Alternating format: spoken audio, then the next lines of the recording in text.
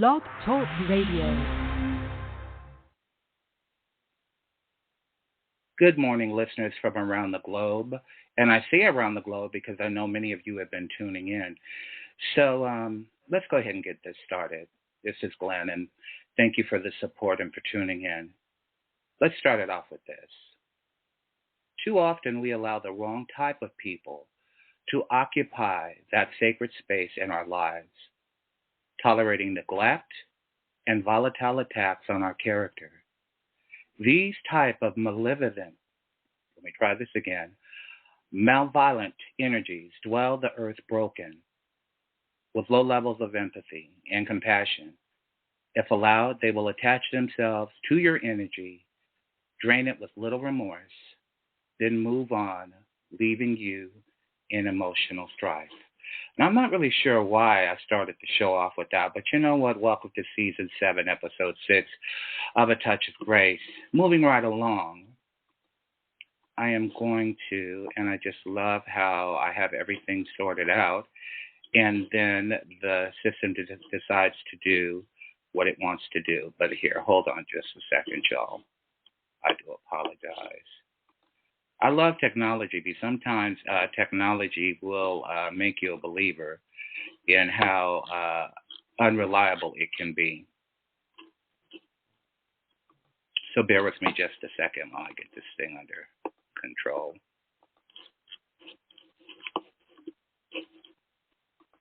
Okay. Well, I guess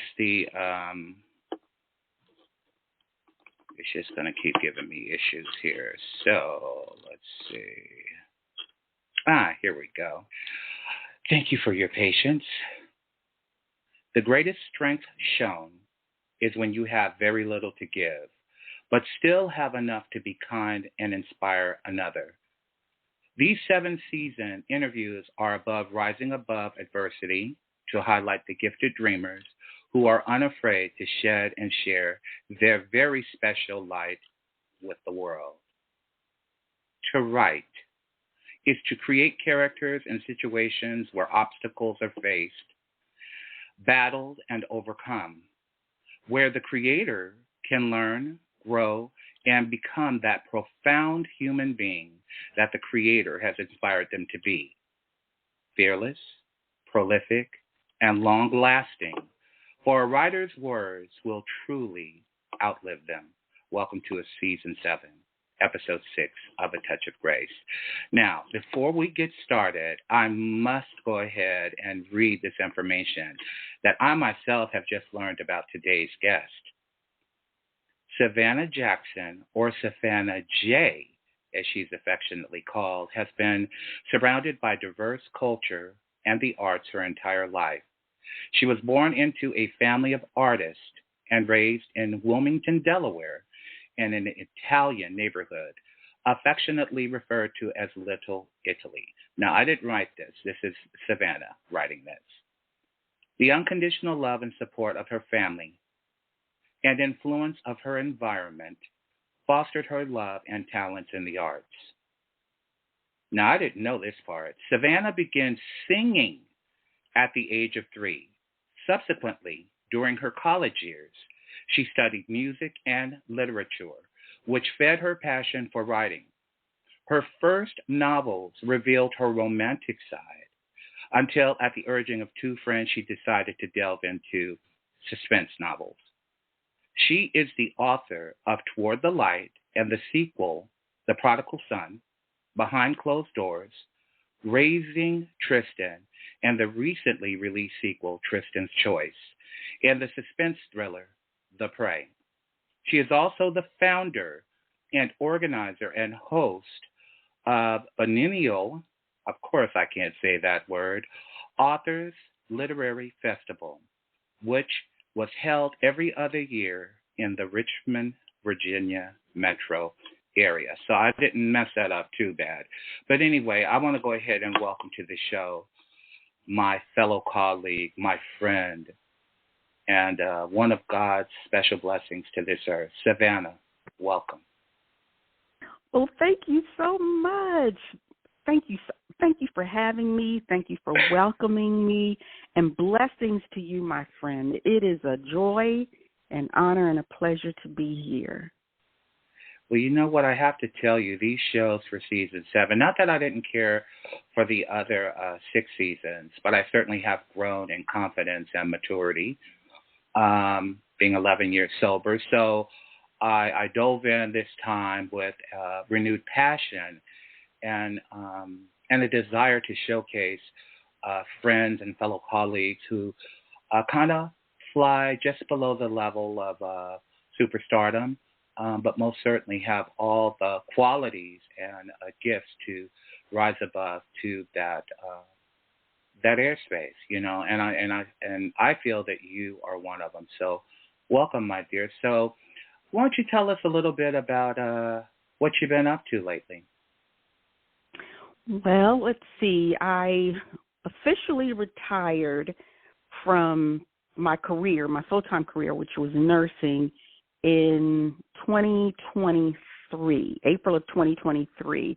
I was working a job full-time until December of 2022, and then decided to step back and officially retire in April.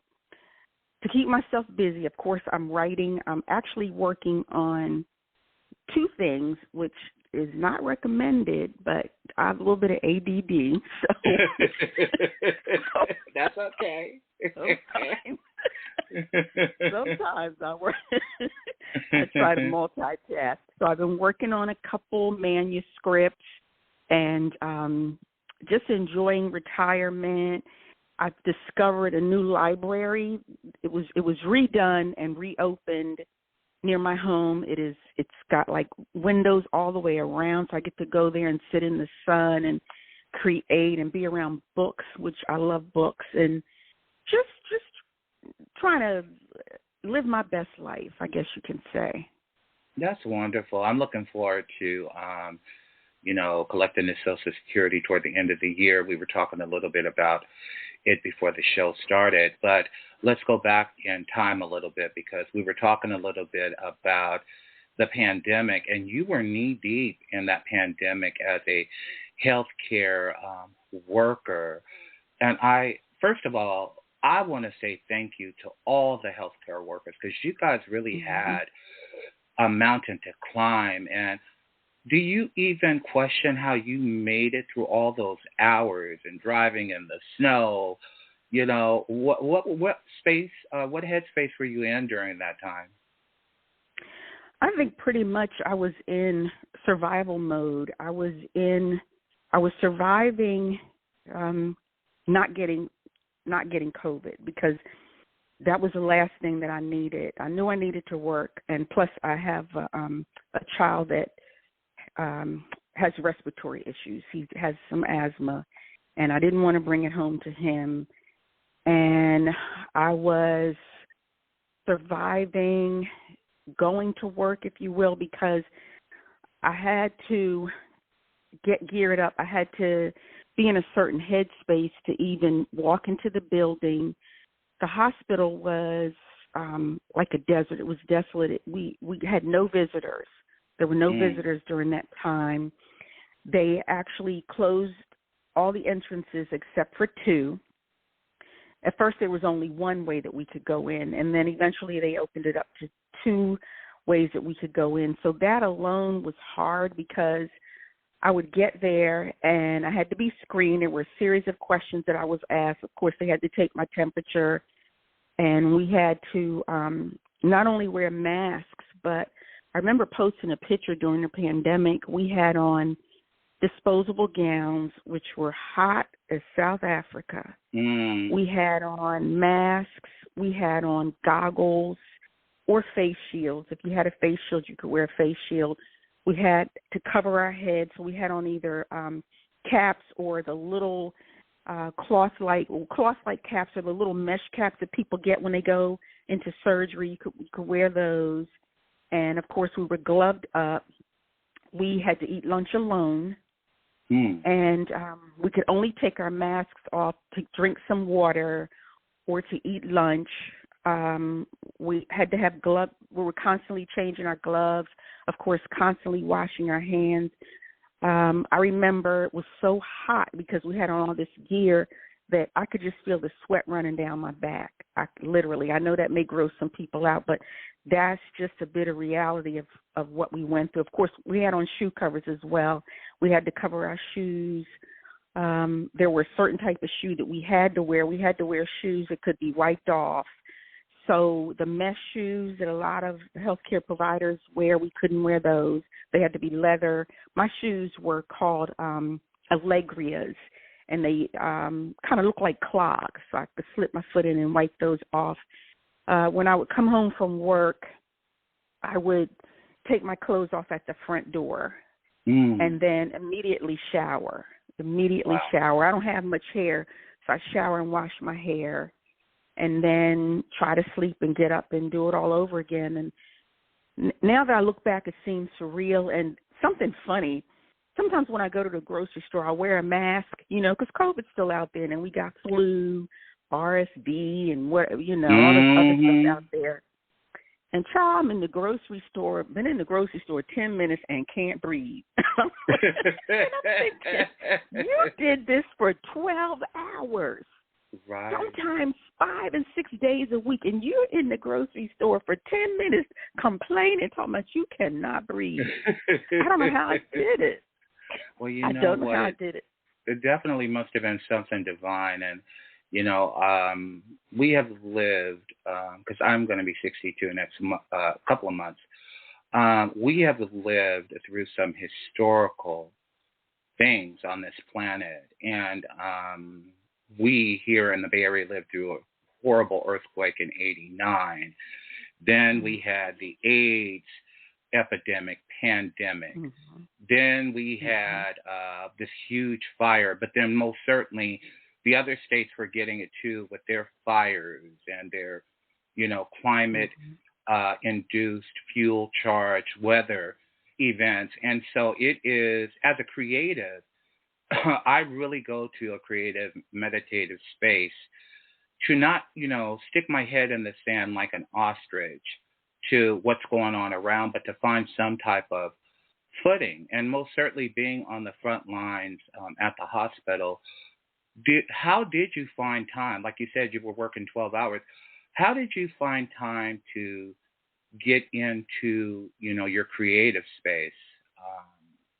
What were those moments like for you? Well, what I would do is, of course, I worked at home. I couldn't go to the library or to Starbucks because all those places were closed. A lot of times I would sit out on my deck. If it were a nice day, I'd sit out on my deck and take my tablet outside and plug it in and play some music.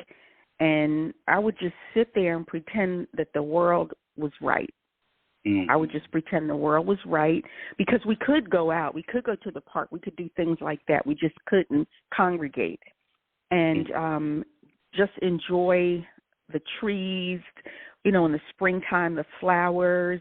There is a distinct fragrance that I have only smelled in Virginia. Now, I haven't been a lot of places, but it is, I don't know what kind of plant this is or what kind of flower this is, but every now and then a breeze would come through and I would smell it in my backyard, and that would just be so pleasant to me and help me to relax. And I just had to, as you said, use my creative energies to create a world of tranquility and peace for myself and just pretend that there was no pandemic. On my days off, I would just have to pretend. Wow. Well, from the bottom of my heart, to yourself and all the healthcare workers that went through and saw so much, the death and everything, and the country, kind of rebounded once it kind of died down a little bit. But it's funny when you talked about the mask and how long we used to wear them. I had to go to for a checkup a couple of weeks ago, and as soon as I walked in, they were like, "You have to put on a mask," and I'm like, "What?" I put that thing on. I was so sick of that goddamn thing, and I was only there for what, an hour and a half or something like that.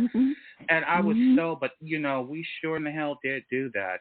Well, thank you so much for all you did during that time. Lord knows the world really is very lucky to have loyal people in the Yeah. healthcare profession. So shout out there.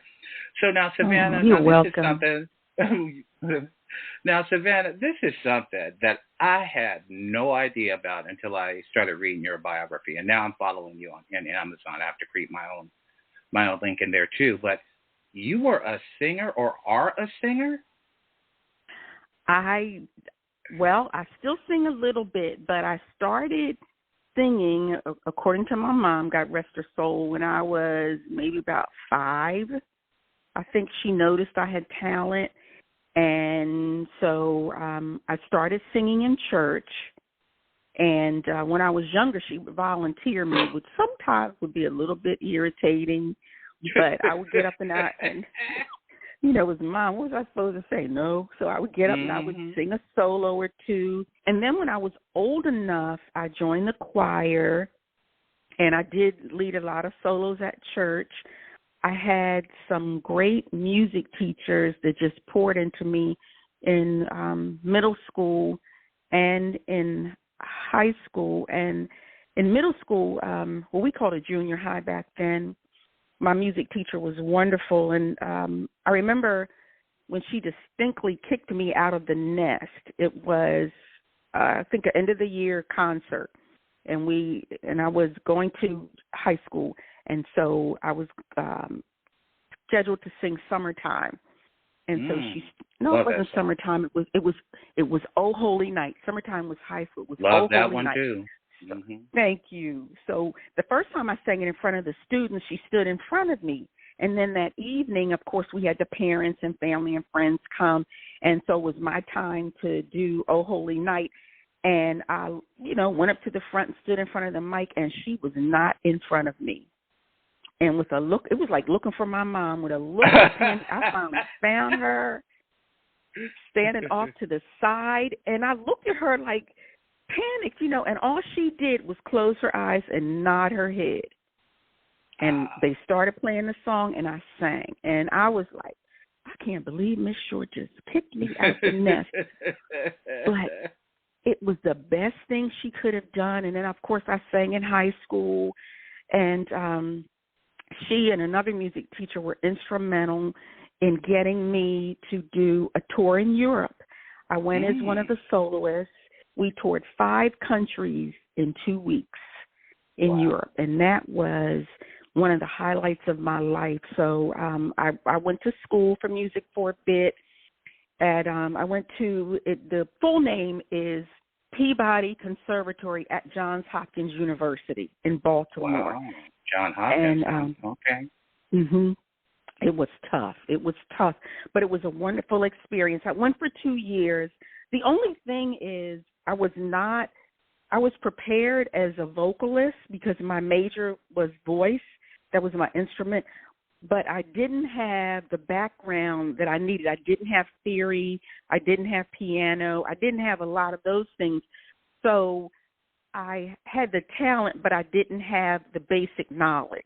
And so that didn't work out. And I ended up coming back home, knew I needed a job. So that's how I ended up going to nursing school. But even when I moved down here to Virginia, I used to sing at church. And if people wanted me to sing at like a wedding or banquet or something like that, I would do those kinds of things. And even won a few contests.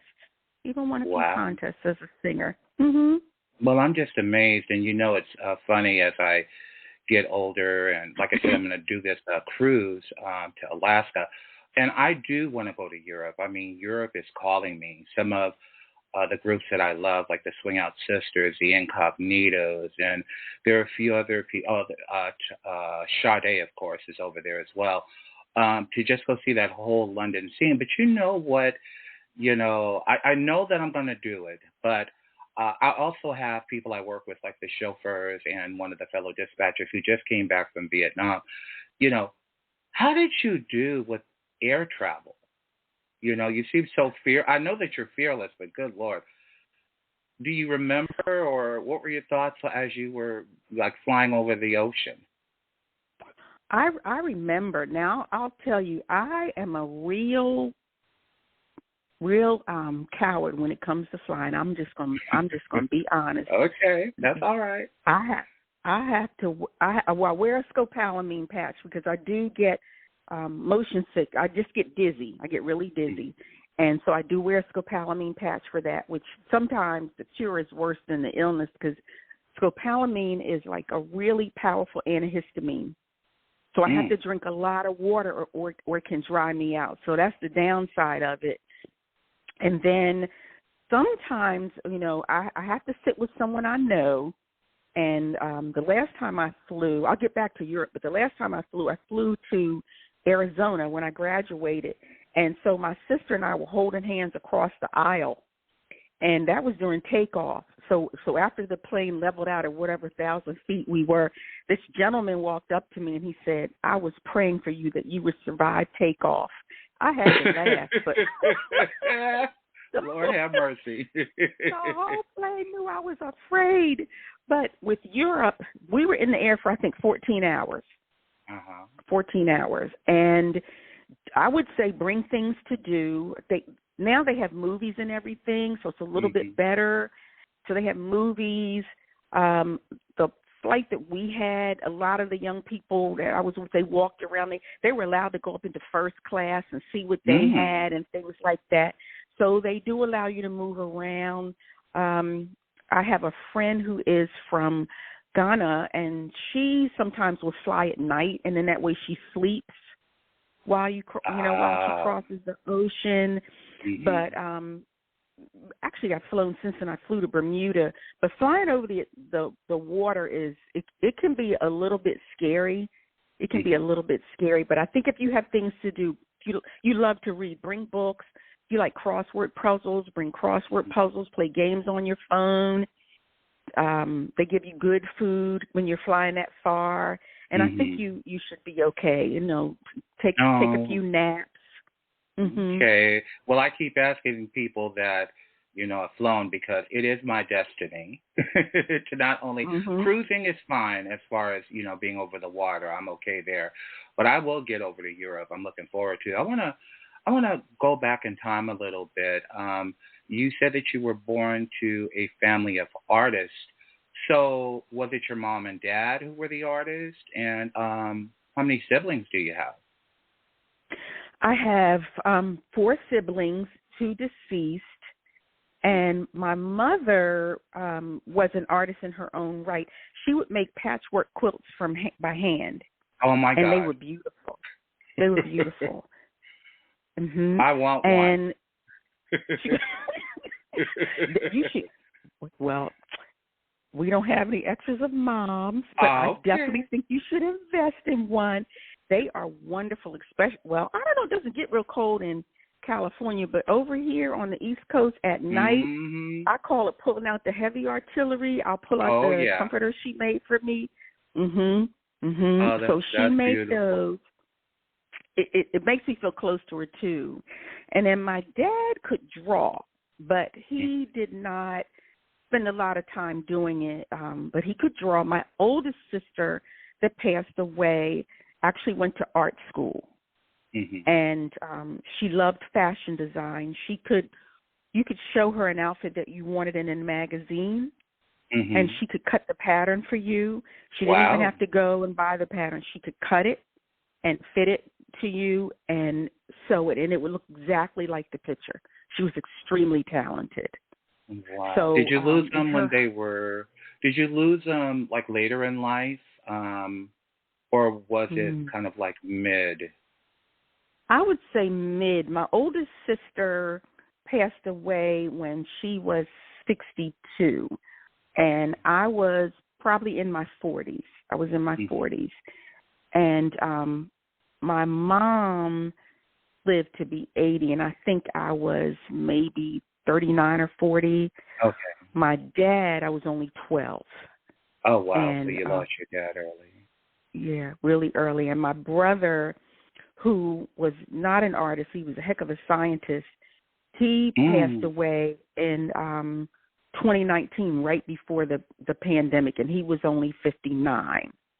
Yeah. So he was young. And My oldest sister, her husband is still living. He is a retired professor of art, and he taught at Morgan University in Baltimore.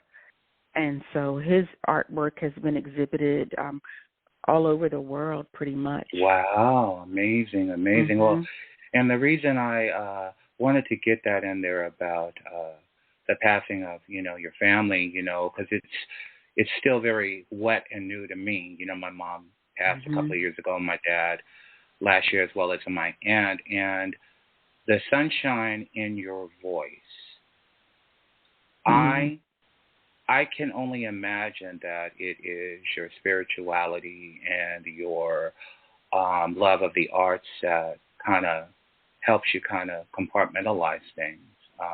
But I want to hear it from you. What are your days like as you push forward with their memories in your heart? How does that look? Some days it's rough, and some days I think, because I still have a sister living, and some days I think, wow, half of my family is gone, and that's rough when I think about it that way. When my mom, well, of course, when my dad passed, I was little, and I think we talked about that when you did grief, and I just remember feeling lost. I remember. My mother, she helped me and my brother as best she could. And I don't know how she did it looking back, because I don't recall ever seeing her break. I'm sure she did, but I don't recall ever seeing her break. It's like she pulled it together and she got us through. When my mom passed, my oldest sister was still living, and then my sister next to me and my brother. So when I looked around, I still had them.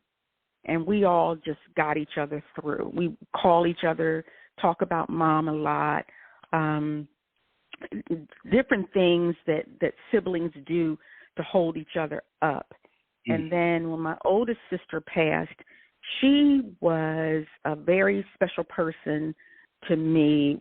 No matter what I called her, if I called her and said, I think I want to build a ladder that reaches the moon, her response would be, you can do it. You can do it. She never made fun of me, never put me down, never said my ideas wouldn't work. If I called her in a tizzy because things were going wrong, she would listen. And when I finished talking, she would just pour all that wisdom into me. So I recall on that a lot to get me through. My mom was like that as well. And then my brother and I, that was a tough one because we grew up together. My sisters are a lot older than me and him. And so it was just the two of us pretty much growing up. And so when he passed away, the only way I made it, I knew that really the only person that could get me through was God. So I leaned in as hard as I could. I prayed all the time. I started reading my Bible every morning. I still do. And I used to visit his grave almost daily. Some people don't like to go to the cemetery, but it helped me. I would go almost daily, and I would talk to him. And then after that, I would visit once a week on my way home from work, and that helped. And I just called on, like you said, my creativity, pouring myself into my writing. And also, I would be remiss if I did not give kudos to my ex-husband. People are like, ex-husband? Yes. I don't know if I mentioned, but when my brother died, he called me every day for a year. So he called me 365 days in a row. Wow. He did not miss a day. He did not miss a day. Well, I have to tell you, even though we don't get a chance to talk a lot, this is why I love social media. Now, there are people say, you're not supposed to put all your business out on social media. Well, you know what? Like anything that has been created to be of service to humanity, there's always going to be those jokers that want to try to hack your page and put all this garbage on there. But for me, it is just like when I was a little boy, it was music and television and my own creativity. But this is just an extension, an opportunity for me to always stay in touch with people that are so important and inspirational to me, and you definitely being one of them. And I have no doubt in my mind, Miss Savannah Jackson, that you and I are going to meet, and we're going to kick back, and you'll have whatever you drink, and I'll have my little soda or whatever, my Shirley Temple. I'm with you on the Shirley Temple. Yeah. So let's talk about, first of all, now I know your books. I don't have one of them. Do I have, Tristan? I have books that people have sent me, and I have them locked up in this little baby suitcase that I put all my memorabilia in, including my little tennis shoes when I was a little boy. They're in there as well, and those are my precious gems. And I think I have a copy of Tristan. I think I do. But let's talk about diving into literature, because you said that you honed in on it in college as well. And how old were you when you wrote your first book, or even made a decision to write a book?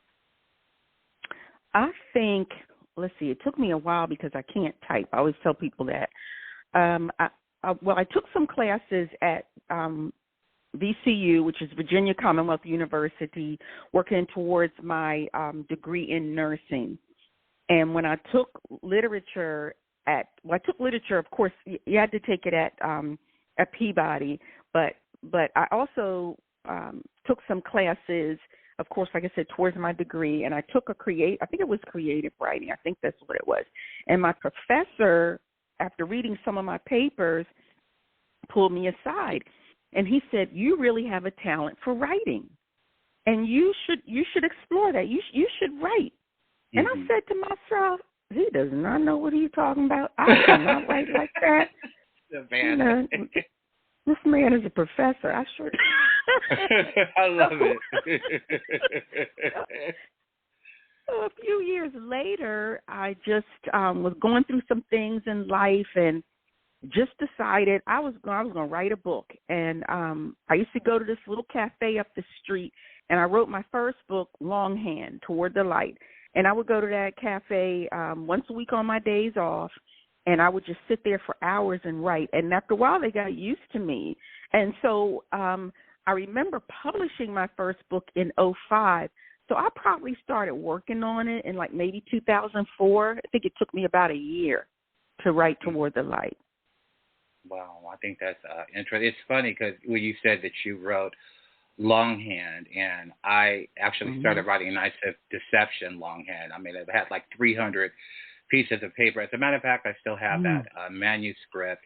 And then by the time I self-published, it was something totally different. And I have to go back and revisit that. But most certainly, you're an independent author as well. But then did I read, it says Savannah J. Publishing. So you also have other artists under you as well now? I did that. I did that once. And, the way Savannah J. Publications came about is, when you start writing and you meet other writers, and some of the writers you meet have major book deals. And so I have a couple good friends that have major book deals, and I would talk to them about it. And it's really difficult to get a contract or a book deal with a major traditional publisher. I did try. I sent my manuscript out to quite a few. And after a lot of rejections, they said, we self-published our first book. So I created the Savannah J. Publications, made it an LLC at the advice of my brother. And all of my books, except for 2, are published under my own imprint. My son designed my logo. I love eagles. They are my favorite. And so he created an eagle for me, and it's my logo.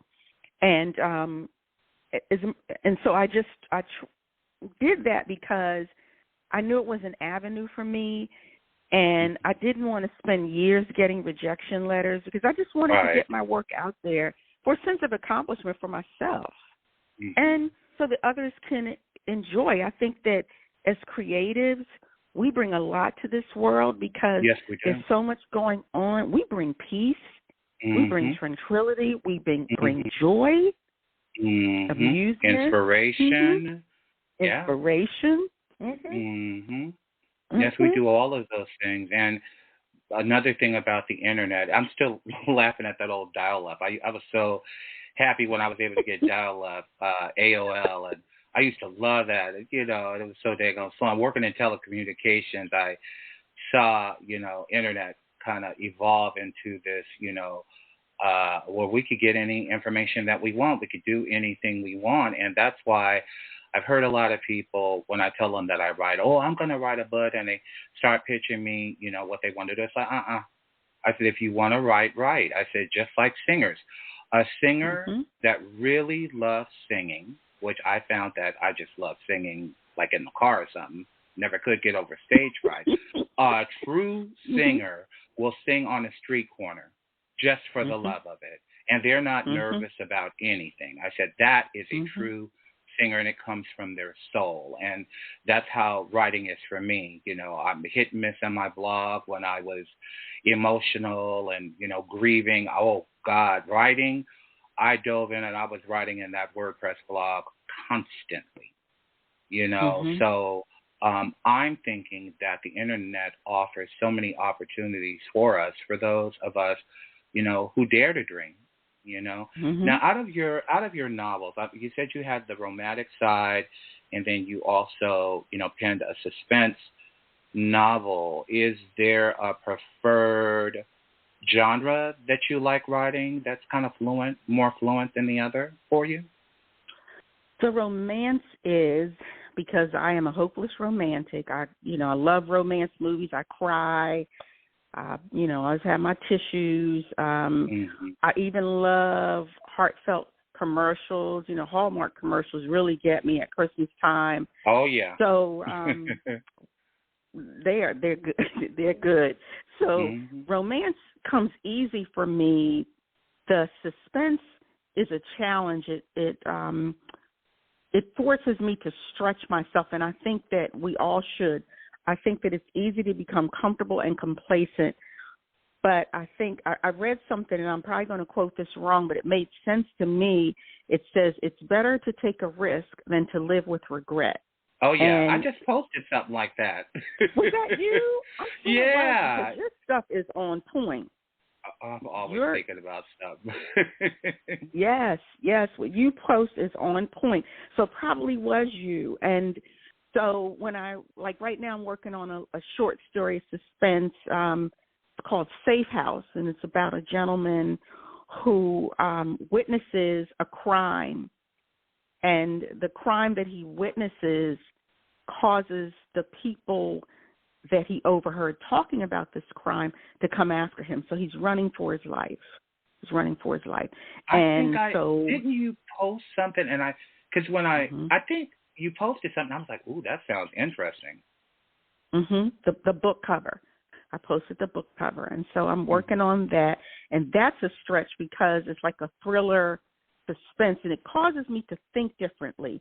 I think that, as creatives, most writers, and you may be this way too, it's like watching a movie and we write what we see. Some writers, I'm told, it's like the characters do the dictation, the characters talk. And so mine is like a movie.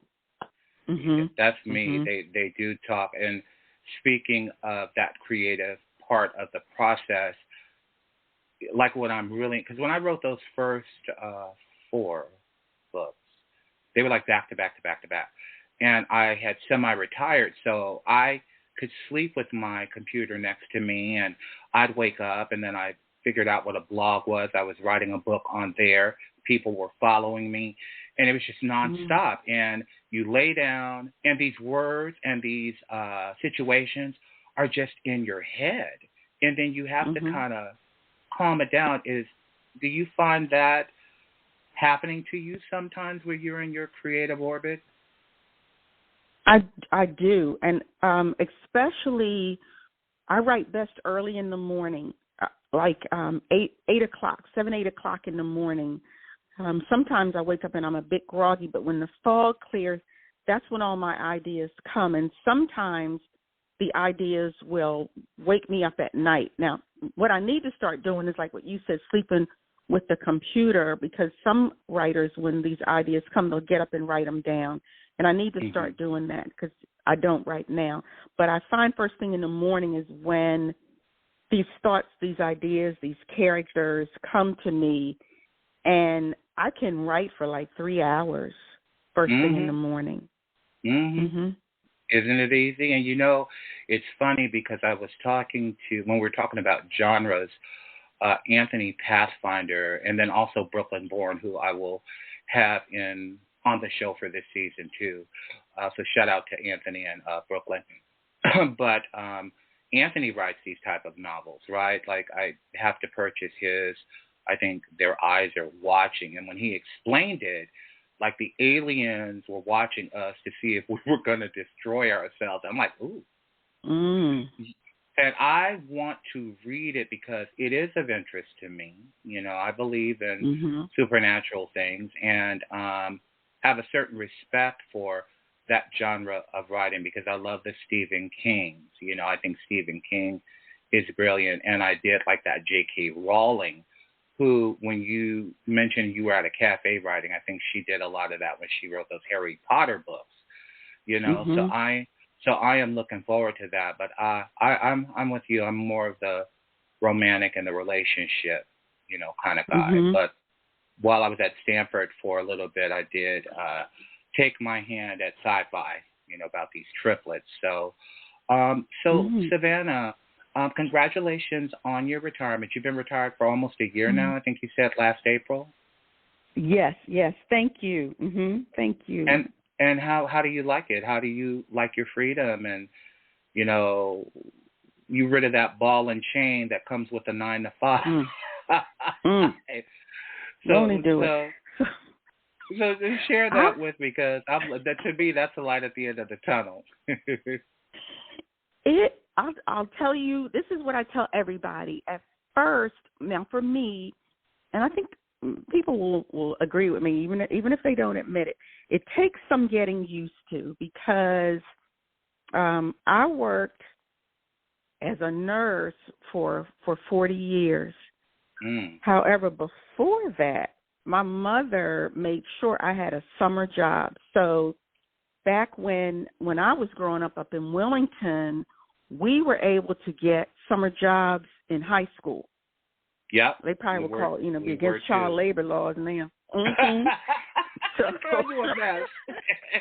got your ninth grade working. So we had these little summer jobs for, maybe 4 hours a day. It seemed like forever to us. So might say I've been working since the ninth grade. And so when I first retired, it took some getting used to, and I was doing a lot of things, cleaning the whole house in a day and all. Finally, my son said, "Mom, you are retired. You don't have to do everything in a day. You can sit back and relax. You can enjoy yourself." So after a year, that's where I am now. Like I got up yesterday, and my goal was to clean the refrigerator, take everything out, wipe the refrigerator down real good. And then I said, nope, I don't feel like doing that today. So I didn't. Whereas if I were working, I would have had to because I only had, we worked 4 days a week. Well, when I was in the hospital, we worked 3 days a week because we worked 12-hour shifts until the pandemic, and then we worked more. But my shifts were 12-hour shifts, but I worked at night. So when I got off in the morning, I lost a day because that first day I pretty much slept. Of course. And so the next day, if I had 2 days off in a row, I would have had to have cleaned out the refrigerator. But now I realize I can take my time. I tell people it's not like what you see on TV, like the Golden Girls. That's not it at first. That's not it. Everybody laughing and smiling and playing cards and drinking their beverage of choice. You got to get used to it. You got to find your rhythm. And once you find your rhythm, it is a great, great place to be. And I believe when you do retire and you look back, because you're creative, it's going to seem surreal to you. It's going to seem surreal. It's going to seem like a story that you created and you now get to watch. And I know that makes sense because you're a creative too and you write. You know how? Yeah, I love it. And like I said, I got a taste of it in 2008 when I left AT&T after 26 years. You know, the Wow. mess when I left. And but I look at my mom and my dad. So my dad lived to about 85. He passed away. And my mom lived to just about 80. As a matter of fact, Sunday's going to be her birthday. Dad's birthday was in March 5th. Yeah. They enjoyed their retirements. I think 20 plus years they were retired. Wow. You know, yeah. So that's why I said, and I remember my dad, one of the some of the final conversations we had. I said, you know, Dad, I'm thinking about taking my Social Security at 62. And my dad, he goes with his Bud Light in his hand. He goes, "Take your damn money, son. Take that damn money." And he said, now you do the math. You multiply what they're going to give you for Social Security, and then times it by the number of years that they want you to wait. And you tell me who's the fool. And he took a sip of his Bud Light. So on that note, so Savannah, as we wind down, and you're another one just like Mary, you know, either that or I'm just, you know, as the episodes move on, you know, I'm more comfortable on the mic and it's more natural. So I'm going to have you back. You said you're working on another book, right? That's going to be released when? Hopefully, I can release it this summer. The Safe House. That's what I'm working towards. Matter of fact, I was working on a little bit before I came upstairs to call you. But hopefully, I've got the cover the way I want it, and it's going to be short stories are easier for me to write. I think they're easy because there's character development, but the ending can come much sooner. Like it can be less than 100 pages. And so that's easier than your average 300 to me. Right. So hopefully this summer, and then I hope after that is out to get back in to Sometimes Lightning Strikes Twice, which briefly is and it's written for people in our 60s because there's not a lot of literature for us. There's not a lot of romance about people in their 60s. Thank you. Thank you so much for considering that because, like I said, when you're talking about relationships and stuff, and, of course, the storms that I personally have walked through, and then, you know, loving myself enough to know what I deserve, you know, I was telling somebody, I said, you know, maybe I'm just going to be single for the rest of my time on this earth because let me tell you something, Savannah. I just don't want no drama. I'm not your secretary. I'm not your, you know, therapist. I'm not your chauffeur. I'm not your scratching post. It's like I wonder, does it even exist? So I'm looking forward to, what did you say, When Lightning Strikes Twice? When Lightning Strikes Twice. No, Sometimes Lightning Strikes Twice. Okay. I'm there for it. And on a final note, what would you like to leave the listeners with? I mean, how can someone find your literary endeavors and, you know, if they want to communicate with you? How do they reach you? They can email me at, it's SAV as in Victor, N as in Nicholas, HJ at AOL.com. My website is under construction, so they can find me on Facebook. The Savannah J Publications is my author's page, and then just Savannah Jackson is my fun page. I have 3 books available on Amazon. I have Savannah's Place, which is my latest release. We didn't talk about that, but we'll get that the next time. Oh, Savannah's yes, we will. Place, Tristan's Choice, and Raising Tristan. Those 3 are on Amazon. Now, they are other books on Amazon with those titles because the way I see it, there were only 7 original ideas in the world, and God took those 7. So all of our ideas are recycled. So when they look for my books, there are other books titled Tristan's Choice. If they put in Raising Tristan by Savannah Jackson, Tristan's Choice by Savannah Jackson, and Savannah's Place by Savannah Jackson, they will come up on Amazon. Okay, ladies and gentlemen.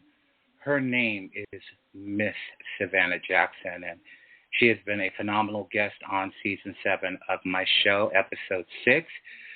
Please, take a moment to, reach out and buy some of her work, because she's just a melodic spirit in this crazy, crazy world. Savannah, thank you. Is there a final note you want to leave anybody listening today? I would say live your best life, play, play, play. Work is fine. I was raised by parents that came out of the Great Depression, so it was work and retire and get a pension. They didn't emphasize a lot of did not emphasize a lot about play. My dad did, but because I was a child when he died, I didn't get a lot of that. But I would say play, play, play. Enjoy the sun, enjoy the mountains, enjoy the water. Enjoy your higher power, enjoy your family, enjoy your friends. Glenn, everything that you say, love the people that you love, because we don't know when that hourglass is going to run out. All right. Well, very profound words of wisdom. Savannah, thank you, and I'll be in touch. We will be in touch with one another always. Mm-hmm. I'm just a call away. You got the bat phone number. Call me whenever you feel like it, my dear. Thank you. Thank you so much. And you too. All right, most definitely. God bless you. God bless. Thank you. You're welcome, love. I'll talk to you soon. Okay. All right. Bye-bye. Bye-bye. Okay, everybody. Oh, God, I'm loving these shows. I'm loving them. Savannah Jackson, Mary Edwards, Anthony Pathfinder, Chris Rizek, these people that I have, and I'm sorry if I forgot somebody. I got the memory of an old man now, but it's still very vibrant. So, love that show. Anyway, I want to leave you on this final note. I'm reminded of Maya's, that's Maya Angelou, wise words. When someone shows you who they are the first time, believe them. Simple words, yet so profound. Broken individuals operate on a different wavelength altogether. There is a mentality of control, manipulation, and constant unrest. There is no peace within them because they pretty much enjoy the life they are living. However, if obnoxious and disrespectful behavior is not your forte, then it is up to you to walk away. Because the only time they'll walk away is when they can get nothing more from you. Now, on that note, I want to say Godspeed, love yourself, love everybody around you. This preventative health thing that I'm always talking about on social media, take care of yourself. You don't know what's going on inside of your body. Get your blood work done if you're over 50, colonoscopy, mammograms, prostate exams. I'm telling you, it is a shame to lose yourself with something that could have been prevented had you taken the time to get yourself checked out. All right? All right, so tomorrow I won't have a show. I'm going to have a little hiatus. But Bonnie Mashak, Brooklyn born, I'm going to have to tap that brother because he's very talented. Congratulations, Brooklyn. I know you got married. Anyway, new shows will be announced soon. I'll be putting them together. But most of all, thank you, people around the globe, for being the wind beneath my wings. All right? God bless you, and don't forget to love yourself. Ciao. Thinking about retirement? O'Donnell Financial Group will help you make sense of it and build a comprehensive plan to fulfill your goals. Serving the entire Bay Area, O'Donnell Financial Group allows clients to take control of their retirement. Visit ODFIGroup.com and take O'Donnell Financial's complimentary risk assessment to see if your investments are aligned with your goals. Protect your nest egg with O'Donnell Financial Group. Visit ODFIGroup.com or call 866-496-2300. Investment advisor representative offering advisory services through O'Donnell Financial Services, LLC, a registered investment advisor. Hello, it is Ryan, and we could all use an extra bright spot in our day, couldn't we? Just to make up for things like sitting in traffic, doing the dishes, counting your steps, all the mundane stuff. That is why I'm such a big fan of Chumba Casino. Chumba Casino has all your favorite social casino-style games that you can play for free anytime, anywhere with daily bonuses. That should brighten your day a little. Actually, a lot. So sign up now at ChumbaCasino.com. That's ChumbaCasino.com. No purchase necessary. VGW Group. Void where prohibited by law. See terms and conditions. 18+.